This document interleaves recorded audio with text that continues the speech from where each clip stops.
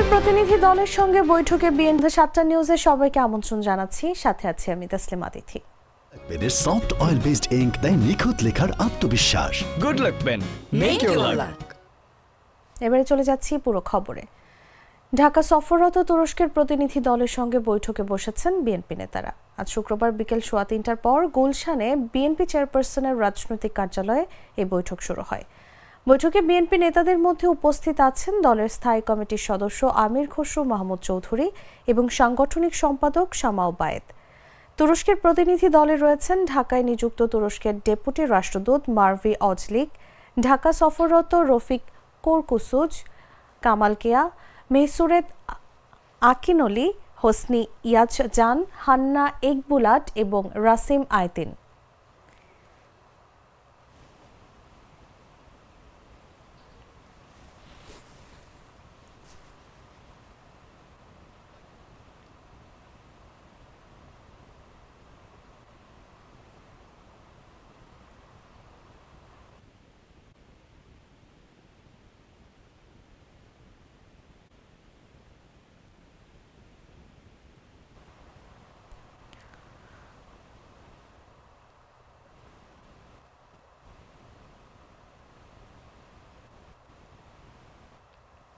পরিবেশ, বন ও জলবায়ু পরিবর্তন মন্ত্রণালয়ের উপদেষ্টা সৈয়দা রিজওয়ানা হাসান বলেছেন, ডিসেম্বরে শব্দদূষণ নিয়ন্ত্রণে বিধিমালা চূড়ান্ত করা হবে।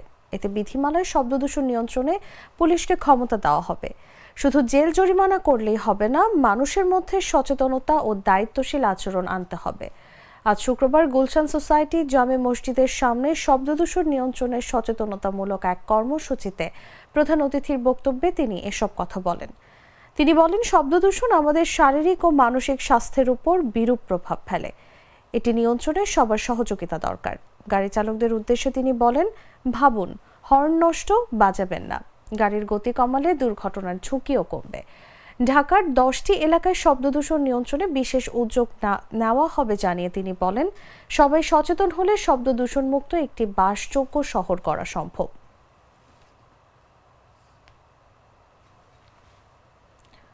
দেশবরেণ্য কবি ও জাতীয় প্রেস ক্লাবের প্রবীণ সদস্য হেলাল হাফিজ মারা গেছেন। তিনি মারা গেছেন বলে নিশ্চিত করেছেন জাতীয় প্রেস ক্লাবের সেক্রেটারি আয়ুব ভূঁইয়া।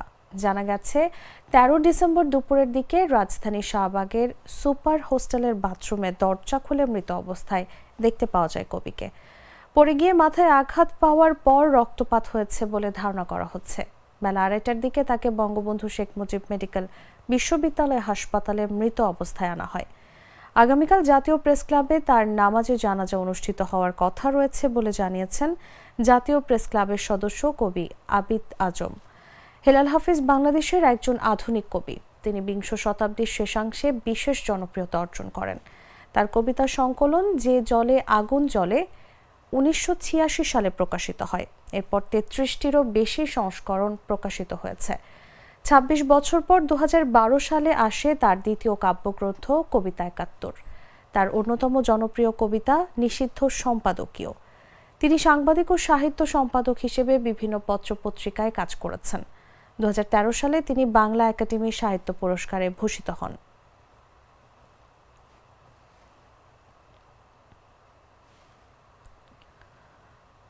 জামায়াতে ইসলামীর আমির ডক্টর শফিকুর রহমান বলেছেন, দেশের মাটিতে আর কোনো অপশক্তি মাথাচাড়া দিয়ে উঠতে পারবে না, আর কোনো অপশক্তির কাছে মাথা নত করা হবে না।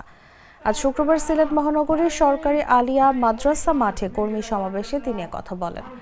জামায়াত আমির বলেন, জনগণের ভালোবাসা পেলে এমন একটি দেশ গড়ব যেখানে কেউ চাঁদাবাজি করবে না, চাঁদাবাজি বরদাস্ত করবে না। দেশের 1 ইঞ্চি মাটির উপর কারো দখলবাজি চলবে না, চলতে দেওয়াও হবে না। সাহস করতে হবে, এদেশের গণমানুষ সেটাই চায়। আর সেটা যদি আমরা বাস্তবে রূপ দিতে চাই, আমরা যেন শান্তির বাংলাদেশ বিনির্মাণে, একটা মানবিক বাংলাদেশ বিনির্মাণে আমরা যেন অবদান রাখতে পারি। আলহামদুলিল্লাহ, একটাই সংগঠন, সবাই স্বীকার করতে বাধ্য, কোনো অপশক্তি তাদের সামনে সংগঠনের মাথা নত করাতে পারেনি। হ্যাঁ, আমরা বারবার মাথা নত করেছি আমাদের মাবুদের দরবারে, করতেই থাকবো, কিন্তু কোনো অপশক্তির কাছে ইনশাআল্লাহ আগামীতে আমরা মাথা নত করব। দেশে বিদেশে অনেক ষড়যন্ত্র চক্রান্ত হয়েছে এই সংগঠনের বিরুদ্ধে। আমাদের কর্মীরা সীমাহীন ধৈর্য রয়েছে। এত বড় ক্ষতি অন্য কোনো সংগঠনের বাংলাদেশে হয়নি যত বড় ক্ষতি হয়েছে জামাত ইসলামী এবং ইসলামী ছাত্র শিবির। এই সকল ক্ষতির ক্ষত আমাদের অন্তরে ছিল, সেই ক্ষত ছিন্ন বহন করে আগস্টের 5 তারিখ যখন পরিবর্তন আসলো, আমরা সারা বাংলাদেশের প্রিয় সহকর্মীদেরকে এবং দেশবাসীদেরকে আহ্বান জানিয়েছিলাম, শান্ত থাকুন, ধৈর্য ধরুন, প্রিয় দেশকে গড়তে সাহায্য করুন। আলহামদুলিল্লাহ বাংলাদেশ শান্ত থেকেছে, ধৈর্য ধরেছে। আরএফএল ওয়্যার ড্রপ, এতে ব্যবহৃত ইনসেক্টস রিপেলেন্ট মাস্টার ব্যাচ পোকামাকড় থেকে কাপড়কে রাখে সম্পূর্ণ সুরক্ষিত। আরএফএল ওয়্যার ড্রপ, যত্নে থাকুক ভালোবাসা। ফ্যালকন অ্যালুমিনিয়াম মাল্টিলেয়ার অ্যানোডাইজড হওয়ায় সম্পূর্ণ স্ক্র্যাচ প্রুফ ও দেয় লাইফ টাইম গ্যারান্টি। ফ্যালকন অ্যালুমিনিয়ামের দরজা জানালায় পড়বে না স্ক্র্যাচ, এখন সিলিং কিংবা পার্টিশনে শাইন করবে সারাক্ষণ। ফ্যালকন অ্যালুমিনিয়াম, নির্ভরতার প্রতীক। মুন্সিগঞ্জের ঢাকা চট্টগ্রাম মহাসড়কে 13 কিলোমিটার জুড়ে যানবাহনের ধীরগতি দেখা দিয়েছে, ফলে পথে চলাচলকারী যাত্রীরা দুর্ভোগে পড়েছেন। একটি সড়ক দুর্ঘটনার কারণে এই অবস্থার সৃষ্টি হয়েছে। আজ শুক্রবার সকাল থেকে মহাসড়কের কুমিল্লামুখী সড়কে জামালদি বাস স্ট্যান্ড থেকে বাউশিয়া পাখির মোড় পর্যন্ত যানবাহনের ধীরগতি দেখা দেয়। প্রত্যক্ষদর্শী সূত্রে জানা যায়, সকাল 8:30টার দিকে ঢাকা চট্টগ্রাম মহাসড়কের বালুয়াকান্দি এলাকায় কুমিল্লামুখী সড়কে ড্রাম ট্রাক ও মালবাহী ট্রাকের পেছনে সংঘর্ষ হয়। ড্রাম ট্রাক ও মালবাহী ট্রাক সড়ক থেকে সরাতে কিছুটা সময় লাগায় যানজটের সৃষ্টি হয়। পরে ট্রাক দুটি সরিয়ে নিলে স্বাভাবিক হচ্ছিল সড়ক, কিন্তু যানবাহনের চাপ ও উল্টো পথে চলায় সড়কে গতি কমে যায়।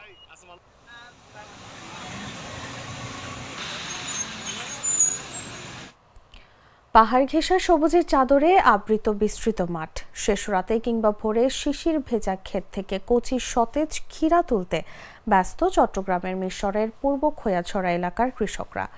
শীত শুরুর আগেই ব্যস্ততা বেড়ে যায় এখানকার কৃষকদের। বাজারে খোয়াছড়ার ক্ষীরার চাহিদাও খুব বেশি, খেতে হালকা মিষ্টি, অত্যন্ত সুস্বাদু। মূলত পাহাড় বেয়ে পড়া ঝর্ণার মিঠা পানি আর পলিযুক্ত উর্বরা শক্তির বালু মাটিতে চাষ হয় এই ক্ষীরা, ফলে অন্যান্য হাইব্রিড ক্ষীরার মতো পানসে বা তেতো নয় বলে জানান কৃষকরা। পূর্ব খোয়াছড়া রেলগেট এলাকায় বসে ক্ষীরা বিক্রির মৌসুমি পাইকারি বাজার। ক্ষীরা কিনতে সকাল থেকে ভিড় করতে দেখা যায় দূর থেকে আসা পাইকারি ব্যবসায়ীদের। সকাল 7টা থেকে ক্ষীরা বেচা শুরু হয়ে 8টার মধ্যে গাড়ি বোঝাই করে নিয়ে যান ব্যবসায়ীরা। পাইকারিতে প্রতি কেজি ক্ষীরা বিক্রি হতে দেখা যায় 40 থেকে 45 টাকায়। এগুলো আমি এগুলো 30% জমিতে ক্ষীরা রোপণ করছি। মাশাআল্লাহ, আল্লাহর রহমতে ভালো ফলন হয়েছে। আমরা তো সরকারি তরফ থেকে কৃষি অফিস থেকে কিছু পাই নাই।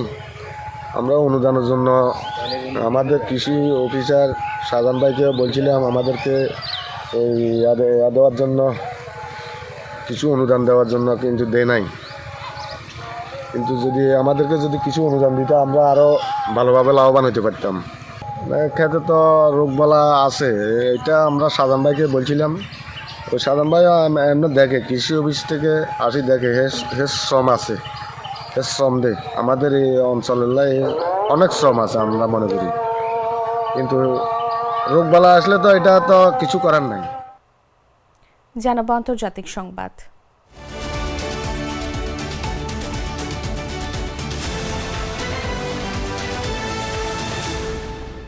ভারতের কেন্দ্রীয় ব্যাংকে বোমা হামলার হুমকি দেওয়া হয়েছে। বৃহস্পতিবার বিকেলে রিজার্ভ ব্যাংক অফ ইন্ডিয়ার অফিসিয়াল ওয়েবসাইটে পাঠানো এক ইমেইলে এই হুমকি দেওয়া হয়।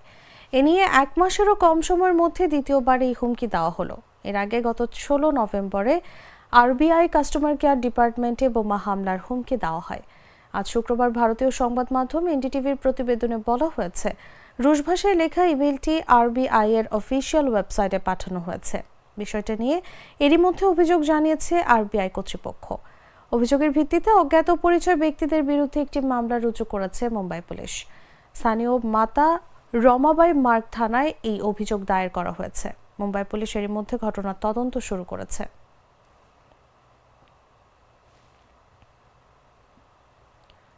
যুক্তরাষ্ট্রের নবনির্বাচিত প্রেসিডেন্ট ডোনাল্ড ট্রাম্প তার শপথ গ্রহণ অনুষ্ঠানে চীনের প্রেসিডেন্ট শি জিনপিংকে আমন্ত্রণ জানিয়েছেন। আগামী 20 জানুয়ারি ওয়াশিংটনে মার্কিন প্রেসিডেন্ট হিসেবে শপথ নেবেন ট্রাম্প। ট্রাম্পের অন্তর্বর্তীকালীন মুখপাত্র ক্যারোলিন লেভিট বৃহস্পতিবার ফক্স নিউজকে একটি সাক্ষাৎকার দেন। এ সময় তার কাছে জানতে চাওয়া হয় ট্রাম্পের আমন্ত্রণে শি জিনপিং সাড়া দিয়েছেন কিনা। জবাবে ক্যারোলিন বলেন, চীনা কর্তৃপক্ষ এখনও বিষয়টি নির্ধারণ করেনি। চীনা প্রেসিডেন্ট ছাড়াও অন্যান্য বিশ্ব নেতাকে ট্রাম্প তার শপথ অনুষ্ঠানে আমন্ত্রণ জানিয়েছেন।